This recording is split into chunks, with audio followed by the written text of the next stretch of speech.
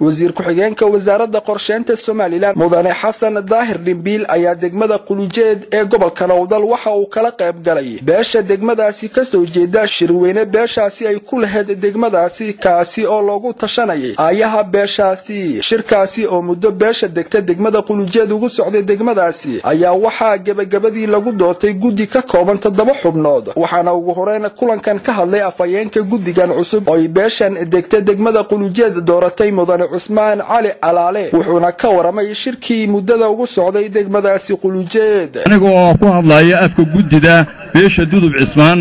ee maanta laga doortay degmadan Qulujeed beeshaasi oo beel ballaaran degmooyin fara badan degan markaasi waxa weeye guddida sida loo doortay washir waqti badan soo socday oo maxaan ku dhahdaa lagaga tashanayay danaha beesha Dudub Cismaan ayaa maanta la soo gabagabeeyay waxaana lagu doortay guddi 7 xubnooda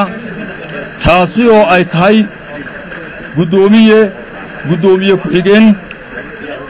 gudoomiye ku-xigeen iyo afhayeen haddii markaa aan kala magacaabo guddida 7 xubnooda ee la soo doortay waxa gudoomiye loo doortay Cilmi Cabdi Ducaale oo gudoomiyaha beesha Dudub Cismaan dhaqanka xaaladaha adduunyada wixii ka socda gudoomiye ku-xigeenna waxa loo doortay Miicaad Cawaale Cigaal afhayeenka hore baan u sheegay waa Cismaan Cali Alaale oo ninkan hadlayaan maleen sidoo kale afhayeenka qurba joogta beeshan Xasan Cilmi Aareeye iyo gudoomiyaha degmada Qulujeed Maxamed Cali Magan oo iyaguna ka hadlay kulankan ayaa waxa ay ka warameen baahida ay beeshan u qabtay guddida 7 xubnood ka kooban oo ay dooratay farxad weyn ah in intaas oo reer Dudubi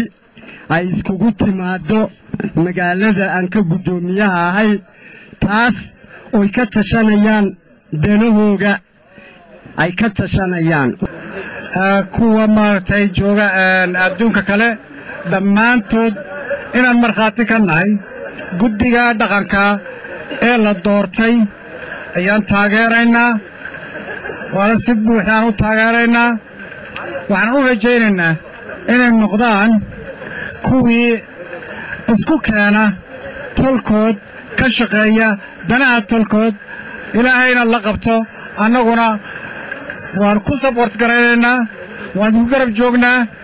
aad iyo aad ayaan u soo dhawaynayaa guddiga wasiir ku-xigeenka wasaaradda qorsheynta Soomaaliland mudane Xasan Daahir Dhimbiil oo isaguna kulankan ka hadlay ayaa waxa uu hambalyo u diray beeshan isagoo ku amaanay guddida ay dooratay beeshan waxay beeshii markii shirkii 9 la qabtay ee lagu qabtay Boorama waxay beeshii ugu horeysay ee madaxweynaha hore Maxamed Ibrahim lagu doortay waxay beeshii baabuurkiis iyo dirawalkii ugu horeeyay siisay ee sax ku kaysaar geesiyo galbiis waxa ka tilmaama inay tahay beeshani meel ilaalinaysa jacayl ilaalinta qaranka jacayl nabadgelyada si guud oo doonaysa inay noqoto si looga dhaliyo himilada jamhuuriyadda Soomaaliland ee nabadgelyo ee dimuqraadiyad si looga himilo dhaliyo Cabdi Fataax Axmed Hadwanaag News magaalada Boorama